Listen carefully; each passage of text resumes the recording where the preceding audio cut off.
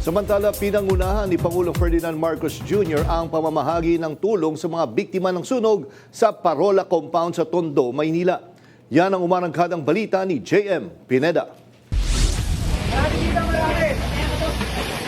Nangangalit na apoy ang umubos sa kabahayan sa Parola Compound sa Tondo, Maynila hapon noong Sabado. 9 na oras bago naapula ang sunog at nangailangan ng responde mula sa higit 30 truck ng bumbero. Naabo ang mga bahay at ari-arian ng mahigit 2,000 pamilya na nanatili ngayon sa Dalpan Sports Complex. Kanina, personal na binisita ni Pangulong Ferdinand Marcos Jr. ang mga biktima para silipin ang mga sitwasyon nito at pinangunahan rin ang pamamahagi ng hygiene kit at family food packs. Gayon din ang 10,000 financial assistance mula sa Department of Social Welfare and Development. Ang susunod po, pagkatapos po na makuha po namin lahat ng mga detalye ninyo, ang susunod po, patuloy po, hindi po kami titigil ng pagbigay ng pagkain at lahat ng assistance at gamit ng mga kit. Nakikita ninyo, wala pong tigil yan, ay tuloy-tuloy po namin gagawin yan.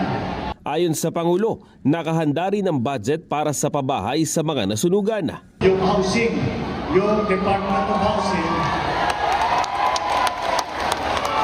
para mabigyan kayo ng mga building material para makapagtatayo ulit kayo ng mga tirahan.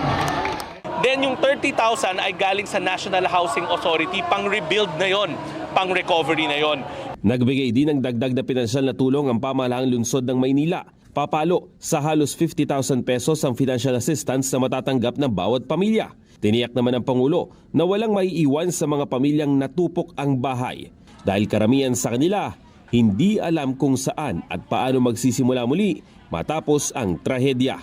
Ako si JM Pineda ng PRTV News, nagseserbisyo para sa Pilipino.